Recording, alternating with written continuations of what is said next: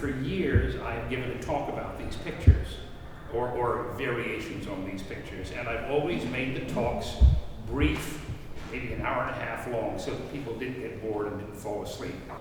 It was Alan Chazanoff's idea entirely that maybe there should be a videotape of me giving this talk that I always used to give at Yale. And I got the idea that if we did that, maybe I could give a talk that was as long as I wanted it to be, without any concern for the audience.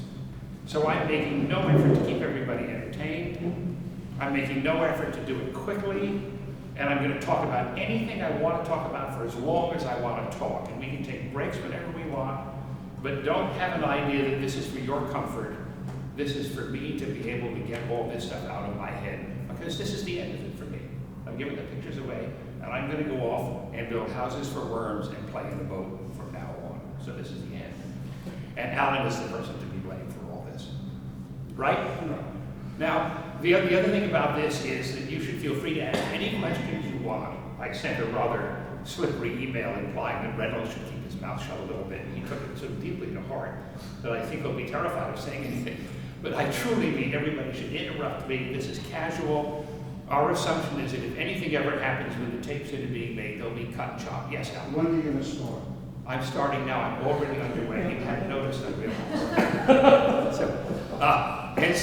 So we're going to have lots of stops and starts as I walk around and we move chairs and all that sort of stuff. The other thing is, nobody should feel they have to sit here for all this. I don't want anybody to feel they're captive, because if I think you're feeling captive, I'm going to rush and speed up. So I will take no offense at anybody getting up at any moment and leaving. And I really mean that seriously, okay? So I think before beginning the process of walking around and pointing to pictures, I thought I would talk about 2 or 3 big principles that run through this whole thing that we're talking about today. One of the principles is a belief that I have that the making of printed pictures has been a single endeavor that started in prehistory and continues right now into the 21st century. And it's one continuum of work and labor. And as this 1,000 or 2,000 or 3,000 year activity has gone on, different technologies have glommed themselves onto the process of making printed pictures. And so we begin this section with pictures where the data is generated by hand, then we move into photography, then we move into bookmaking, then we move into the digital, but it's all part of one process.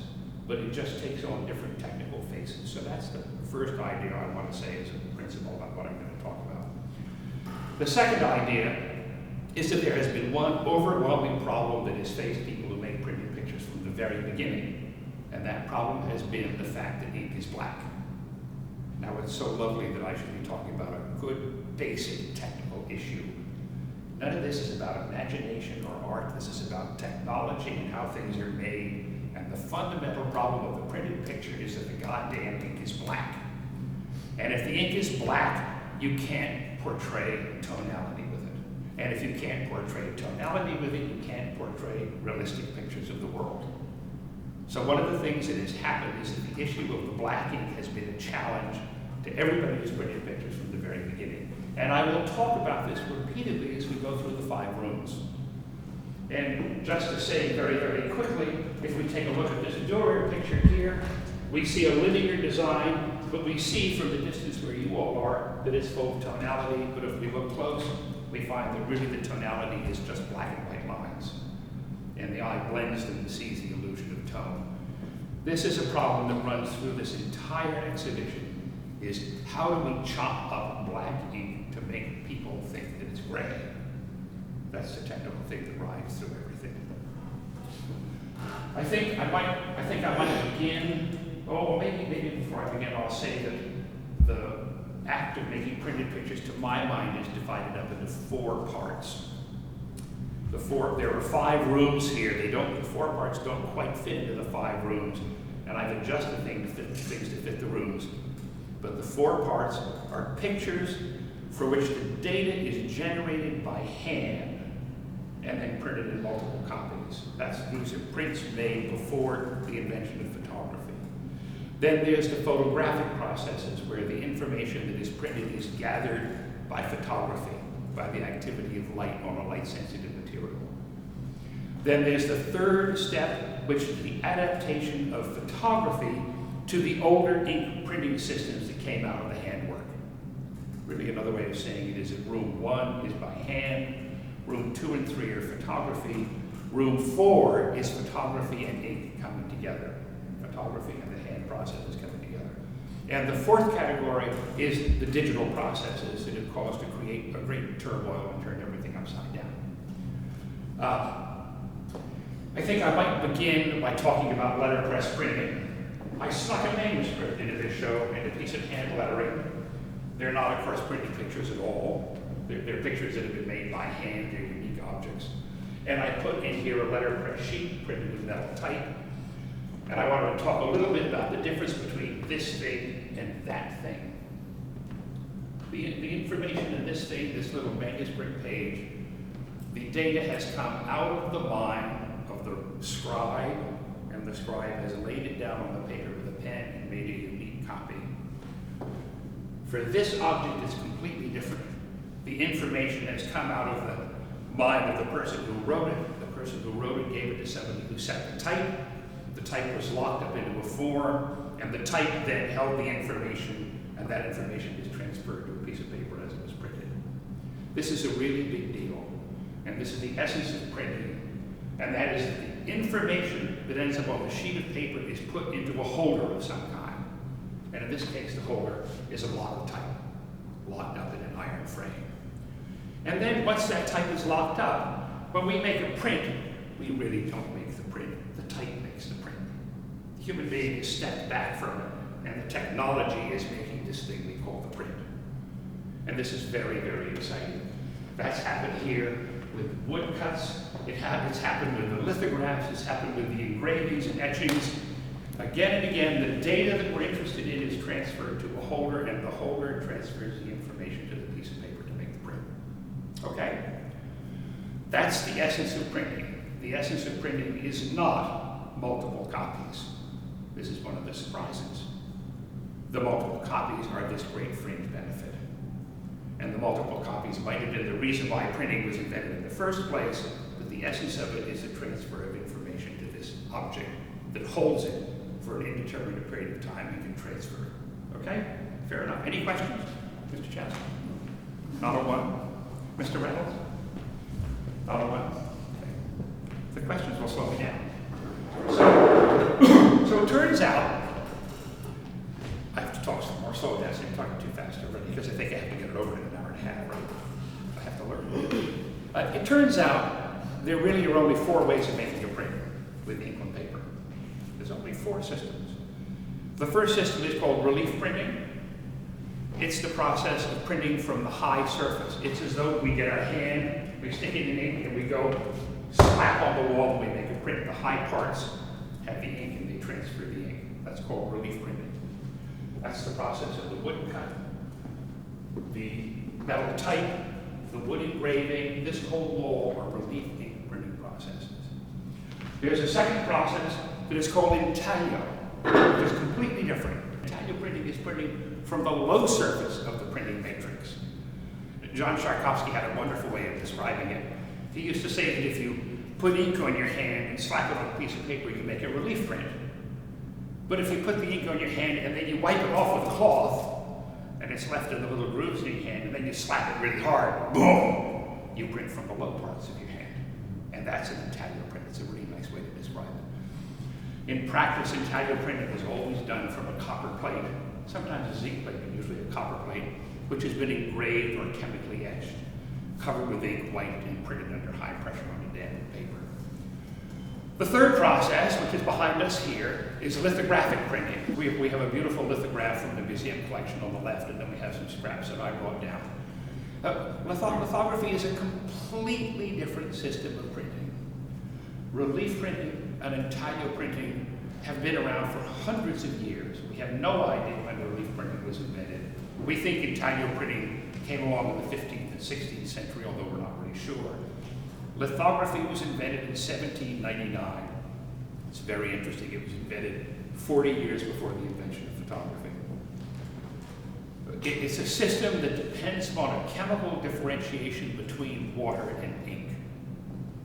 And and it has to do with chemistry. It doesn't have to do with some hard-nosed physical thing like cutting a piece of wood or engraving a plate. It has to do with setting up a chemical distinction on the surface of a limestone block, which could then be inked up, and ink would take where the block was treated in one way, and water would take in another place, and we could make a print. It's printing from a flat surface, and the proper term for it is planographic printing. Those are three of the big categories. I'm going to make you suffer through a detailed explanation of each one of these in a few minutes. The fourth category, which almost never is used for making books, is stencil. And we have two stencil examples over here. We have a set of brass stencils from World War II used for packing cases that the military made. And then we have a beautiful, beautiful silkscreen poster that comes from the riots at Harvard in 1969. That my Quaker nephew occupied one of the offices up there, ripped that off the wall and gave it to me later, and I cherish it. Now the museum has it. At least they have something good here, right? So stencil is a completely different thing.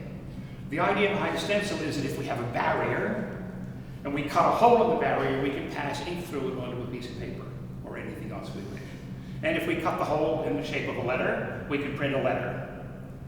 But there are wonderful, wonderful complications with stencil, because if we have a letter like an O, and we cut the O out, the middle of the O falls out. And we can't print the O with the middle unless we modify the form of the letter by connecting the middle of the O to the outside. So there's a whole series of interesting things that happen with stencil printing. There's never been a good system for making books by stencil. It's turned out to just be too complicated to make it high speed and detailed. So in all our talk about printing and its adaptation to photography, we kind of leave stencil out.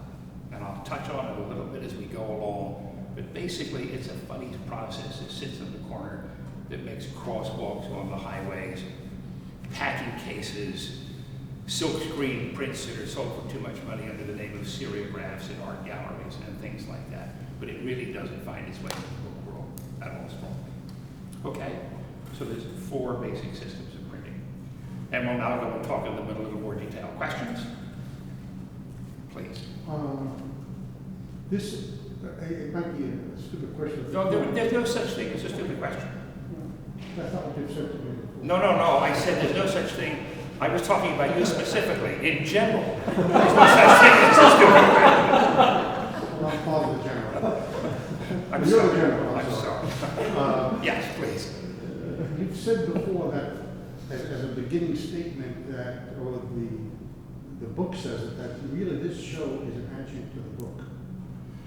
Yeah, I think it is. Will you, that be discussed later on? Is there any reason you want to discuss it at all? No, I was going to leave it out. But okay. maybe I'll say something about that. Maybe I should, although maybe I should say. The original idea behind all of this was to write a book. And I've been talking about this stuff for years, and Peter Galassi and even John had me come to the museum and speak to their photography groups. And Peter was the person who put the idea in my head that maybe I should write a book about it. And I didn't do anything about this until a few years later, after he said it 5 or 6 times, when he brought the idea that maybe they could pay me to write this book. And they paid me a beautiful, wonderful advance, and I spent 2 years writing the book.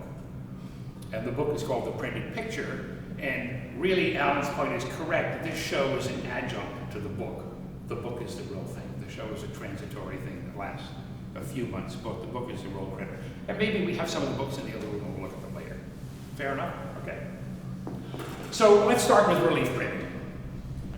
It's funny to have talked for 10 minutes and now I say let's start, right? But that's okay. So, I'm used to that. Okay, I know, it's true. So, the hand print is the most basic form of relief printing. It's very interesting because we find relief prints of the hand on cave walls in Europe made 30,000 years ago. It's really quite astonishing that they turn up.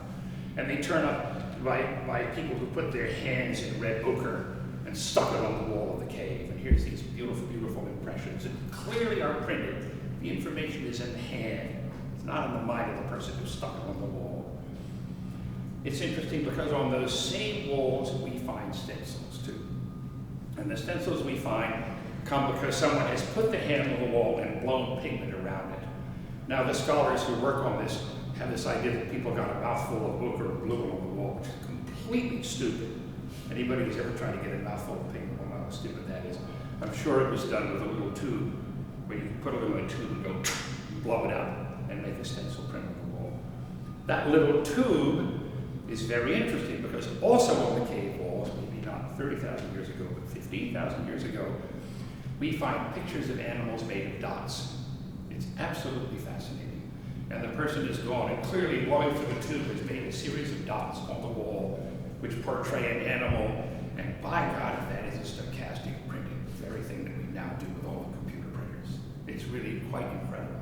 So at the very, very beginning, 30 to 15,000 years ago, we find relief printing, stencil printing, and we find stochastic printing. It's really quite incredible. Relief printing's earliest, most common, dependable form was the woodcut.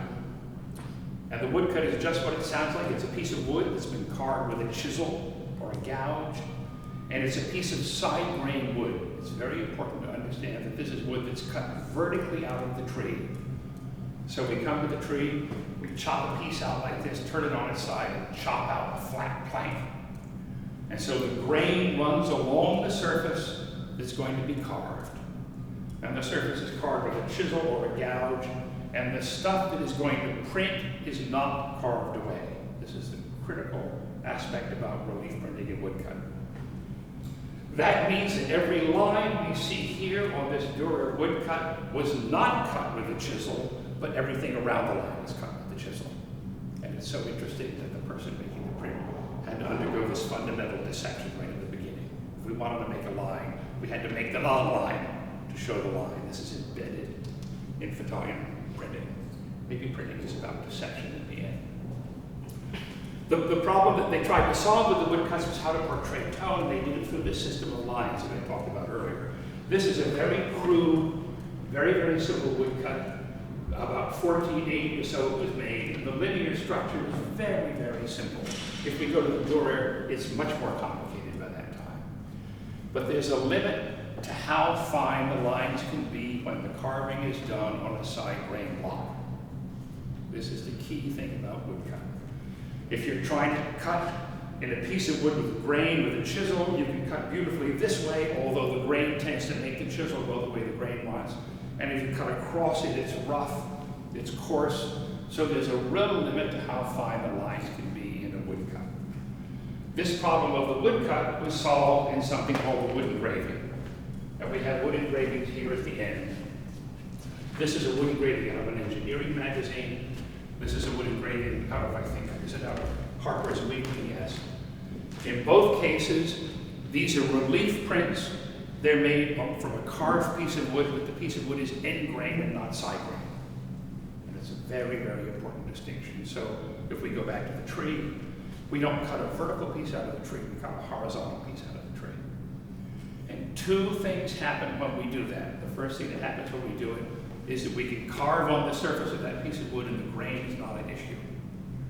The fibers of the wood are standing up like this, and the carving tool can go through them any way we like. And if it's a very, very dense, hard wood, we can cut incredibly fine lines. The carving tool stops being a chisel or a gouge and starts to become a burin, which was the copper engraver's tool, which is an odd little creature you hold in your hand, and the handle fits in your palm, and it's got a tip, and it's got a lozenge-shaped point on it, and you can make this very, very delicate line on the surface. The wood engraving made finer lines, but the real reason that wood engraving was invented was not to make the lines finer, but it was because this wood block, this thing in side grain wood, couldn't be used with metal type. There was a huge problem, a technical problem, which I'd like to talk about, which meant that there was no simple way to combine words and pictures in relief printing until we came to the invention of the wood engraving. So let me talk about that a little bit. Here is a Japanese woodcut. It's probably from 1930. I wonder if they ever figured the date out. I never could. 35, they said. Circa. I don't know whether that's me making it up or somebody going to see it figuring it out. But this is covered with letters. And it's a woodcut. The letters are all cut on a fairly dense side grain plank. But it's a very complicated system for getting a whole bunch of words out to the world, because somebody had to cut every one of these letters. In this woodcut, it was done by 6 different people. This is the announcement of the results of a judo match. Miho, isn't that what we decided it was? Yes. It's the results, and so it had to be made overnight.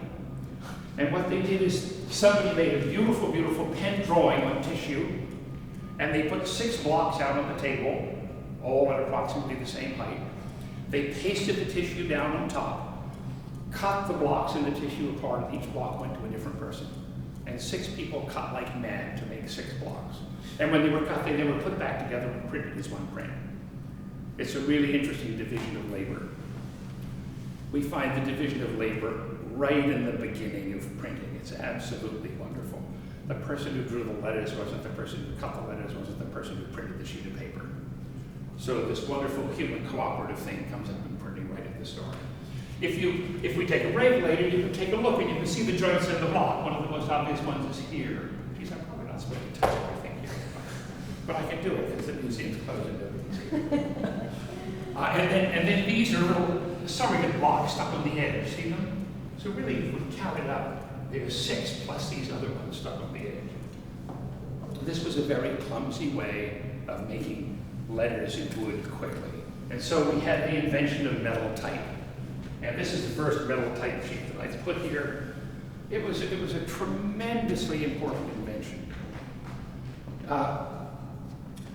Each piece of metal type is a little relief printer. It's cast in a mold. Each piece of type is exactly the right height. It was very, very complicated technologically to get all these pieces of type so they could be clamped together and printed with sticky ink and not have one of the pieces of type pull out. But it was developed in the 15th century.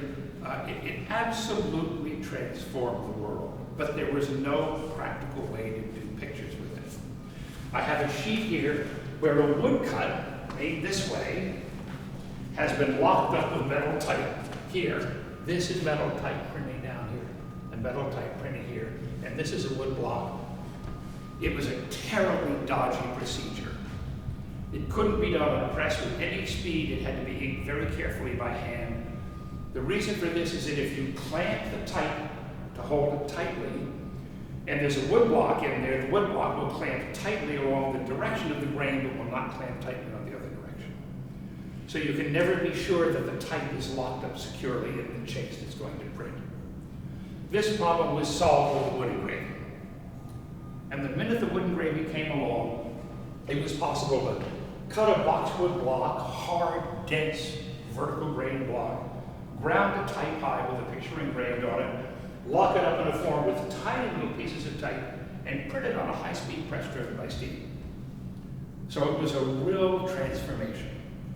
And all through the 19th century, and even into the early 20th century, we find extraordinary hand-cut wood engravings which are locked up with metal type and printed together.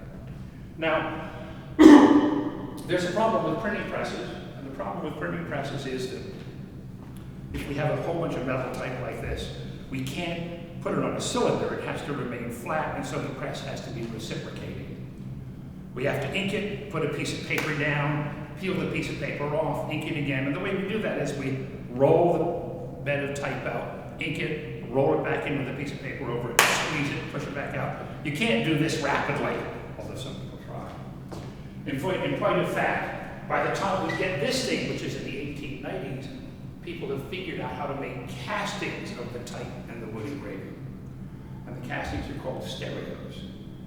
They're made with a thin sheet of metal, and it can be wrapped around the cylinder, and so the whole process can become rotary. So by the time we have stereos made from metal type and wood engravings, we can print at extremely high speed with type and pictures. So these things rapidly start to cover the world. Now I want to backtrack and talk about a little something I forgot to talk earlier.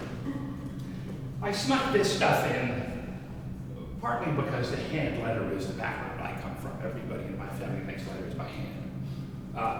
This is a picture by my letter by my great grandmother. It's very entertaining because she's written both ways on the sheet to save paper.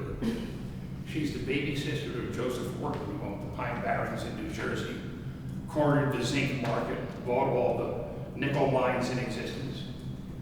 Joe Wharton was the guy who got all the nickel mines. There wasn't anything to do with nickel yet because they hadn't figured out how to make steel with it. And he went to Congress and said, I have a great metal that doesn't tarnish, and you should make a coin out of it and call it the nickel. You know? Huge fortune. Note I'm descended from the baby sister who didn't have any money. But here she is saving paper, which is really absurd. This is this ridiculous thing that this woman who's quite well off is doing. But it's astonishing because we have no trouble reading the lines of lettering to go horizontally through it. And if we turn the sheet 90 degrees, we have no problem reading the lines going the other way. It's really something about the line and the letter. Excuse me. This is a set of letters drawn by my brother Fudd in his prime. He's now old. I think Alan, he's your age. 70? Barbara's waving her hand telling me not to tease out. Okay, but let me go on to this. So, this letter, this piece of paper is written by my brother Fudd, who is the most extraordinary craftsman I've ever known. I'm sure there are many people as good as he, but he's the most remarkable one I've ever known.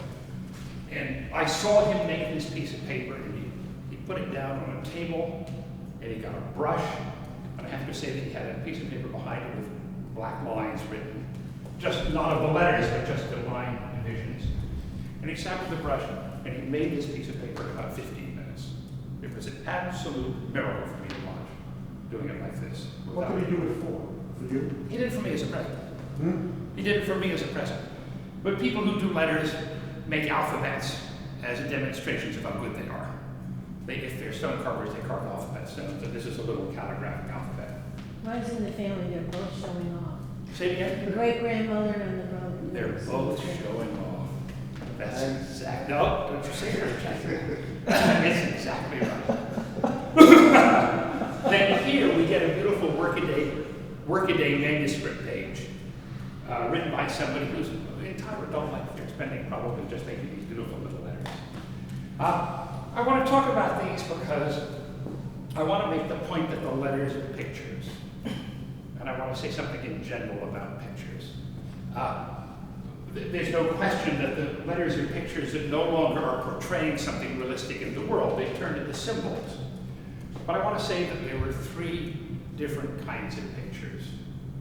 One kind of picture is a representational picture, which we have with the Durer, where they're trying to make a picture that shows what something looks like. The other kind of picture is the symbolic picture, in which the symbols are representing something that we all agree upon for a meaning. I didn't say that well. It's portraying something for which we have an agreed upon meaning. In other words, we all know what A through Z is, but we also know what A and D is. We know that it means something that is and we've agreed on the meaning, and it's how we communicate. This is representational. This is symbolic. Then we have a third kind of picture, which is abstract. And the abstract picture is a picture which is a symbol for which we don't have some agreed meaning. It's a symbol that has some meaning in the mind of the artist. Now, I love to be arguing about this, but it's how I divide them up to keep them straight in my head. And it's very interesting that we have them all on the wall here. I don't know what Albers meant with this design. He was interested in lines and squares and geometry. He must have been really interested in the grain of the wood, which we see beautifully. That's a beautiful demonstration of the side grain of the block. But I'm saying this because I want to make it clear that all the time we're talking about lettering printed from type, we're talking to my mind about a printed picture. We're talking about a printed picture. But to me, it's a whole bunch of little symbolic pictures that are grouped together that have a kind of meaning. Okay? So, we have relief printing starting very simply. The hand print on the wall, the potato print that the kids make in kindergarten. There's all kinds of, the linoleum block. We have the woodcut on side grain wood, the east, the west, as an abstraction. Then we have metal type. I shouldn't talk about the history of the invention of metal type because I'm not an expert in it. And then we have the wood engraving, which can be combined with the metal type so pictures and words can exist together. It's really quite extraordinary. Now we're going to go to intaglio, but I'm going to say one last thing about the metal type first. That's interesting because it connects to the future. When the person made these columns of letters, the letters are packed together beautifully. And every time one letter was made, the scribe made the shape of that letter in terms of the letter that preceded and the letter that followed it. So that no R's are the same, no I's are the same. Each one is made differently according to what comes before and after it. This was not possible with metal type. At the very, very first books that were printed, like the Gutenberg Bible, there were 6 N's, 7 B's, 14 A's, and they set a different shaped letter to go along with the letter that was before it and after it. It was really quite incredible. And very quickly they realized this was deeply stupid. And if they gave up this beautiful, beautiful visual thing of the block and turned it into this kind of vacuous open thing, they could do it all with a single font where there was only one version of each letter. It's really interesting. So, to the person who loved this was this crude, awful, horrible, offensive thing. This was a real step down. This was like polyester compared to cotton wool, right? You know? It's really quite astonishing. But of course, what happened is the power of that printed word completely overrode any idea about keeping the letters all different. The power came because it was cheap, and it came because multiple copies could be made, but it came even more because the rich guy and the poor guy got the same information from the printed sheet. That was the real breakthrough of metal type. No longer was there a barrier between who got which information. All of a sudden we could have 500 copies of a Bible and everybody could get the same data. It was very, very interesting. Now the computer comes along, and the people making computer design type have gone and imitated this stupid alphabet, which was made from metal type. And with the computer, we could very, very easily have the computer set a different letter form depending on what letter came before it and came after it. We don't. It's very interesting. This wonderful ideal we now could achieve with the computer, and we don't bother because we've been so acclimated, because we've grown up with this, that this is to us the beautiful thing. And that's interesting to me. Isn't it kind of interesting? Because when we go into the digital world here, we had a chance to go back and make these beautiful things. Screw it, we're not interested in that. We do the stupid thing we've been used to. I think that's what we do, right? It's because we're born to die, the next generation comes and does it. Okay, well, I've talked at length about relief printing. Could you say I'm something going to calm down if about, we're going to get done. could you say something about the enlarged images? Oh, yes. Yes, I will. So, excuse me. In the book, there's a couple of pages in the book where I blew something up 30 or 40 times so you could see the structure of the printed object. And when we came along with the show, Peter and I both realized there was an opportunity to make a set of blow-ups that were much larger that could be stuck on the wall of all the processes. So, as we go through the rooms, you'll find always mounted high on the wall, I can put my hand on it here, and we're just don't destroy it when they take it off, are these enlargements. And they're always made of the print that's underneath them. And they're all made with 50 times enlargement. And so what they show us is they show us the relative structure of all the different printing systems. Really what they're showing us is how the printer has figured out how to chop the ink into little particles to make the illusion of tone. When we get to the room with photography, we'll find there aren't very many because there's no little particles to see, because it really is smoothly tonal. But these run throughout the show. Okay? Thank you for bringing that up. All right. Question? Jasanoff?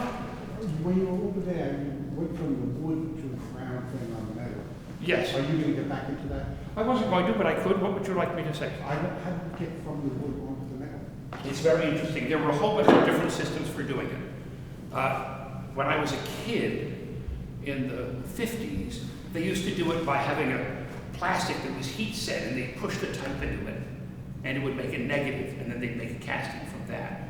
Back then, what they did is they dusted the metal type with, oh, let me get it straight. They dusted it with something that was a release, like an oil. They would paint an oil, and then they would dust it with something that was electrically conductive, maybe carbon black, but I'm a little unsure. Then they would plate onto it copper, and then they could peel this thing off. And then they had this copper negative, and from the copper negative they could cast in a curve a zinc positive that could go on the plate. It's fascinating. I've never made a stereo, so that when I talk about it, I'll talk about something I haven't really done. So, but there's a beautiful section in the Century magazine, and I've cut it out and I have it at home, in which they describe exactly how they make the stereos. The Century magazine, which has some of the most beautiful wood engravings, is all printed by stereos at high speed on steam presses. one thing you haven't touched on is with the Japanese woodblock, or let's say Harper's Weekly prints, when these things got divided up among 4, 6, or 8 craftspersons, how did the people who hired them get a kind of uniformity of craft and excellence out of them so that the images so often look so Well, only, good together? only in a case like this would different people carve it. All the wood engravings that I'm aware of, printed in this country, of pictures, each block was cut by one person. So I'm Harper's not Weekly- aware of the multiple cutters in any Western block. Doesn't mean there aren't any, but I'm not aware of any. We have 1 or 2 examples from the Century magazine and the other. They're unbelievable when they come from photographs. They're simply unbelievable, the quality. But it's one person doing it. Well, I'll talk a little when I get in there. Oh, maybe I'll say something now about engraving as we get to engraving. There was an engraving shop in Connecticut called Lehman Brothers, and I went there in the 70s, and they were at that point just doing wedding announcements where people like to raise type, you know. And I walked into the shop, and there was a bench under a bunch of stools, and the stool height was like this, and the bench was right here. And there were about 6 men sitting there, and they had glasses on with lenses this thick in the middle, and they were like this with the engraving tool all day, all doing this.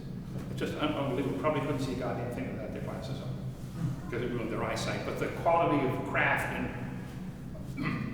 in the late wood engraving was absolutely unbelievable. Maybe I'll say the last thing about this before we turn the corner. I have to be careful. I'm talking too much about this one kind of printing. This is a fireless tramway locomotive for Java. It's quite a remarkable picture, but it's a picture that has come out of an engineering drawing and somebody's head. It's not a picture that's come from a photograph. It's really almost a schematic picture. No photograph of this thing would have looked like it at all. This is a wood engraving that's slavishly copying a pen and ink drawing. So here's these 2 completely different kinds of image that the same technology is printing. This one is particularly interesting because it has a second impression printed, which is from a wood block, the earlier kind of printing. And it's printed this yellow everywhere, but it hasn't printed the ruff of the tiger. It's made the tiger's ruff look white. So this is actually a 2 impression printing, which is the forerunner of the color printing we'll get to in the other room. But when we finally get to the place where photography and printing come together, we'll find wood engravings made from photographs, and they don't look at all like this or at all like this. They look like a photograph. So the wonderful thing about wood engraving is it could make itself look like anything it wanted. It was really quite remarkable. Okay, let's go on to Italian How printing. do they keep it in registration? They didn't really have to worry about this. It could be off by the 16th image, it wouldn't matter. Wouldn't matter. No, but registration becomes a huge issue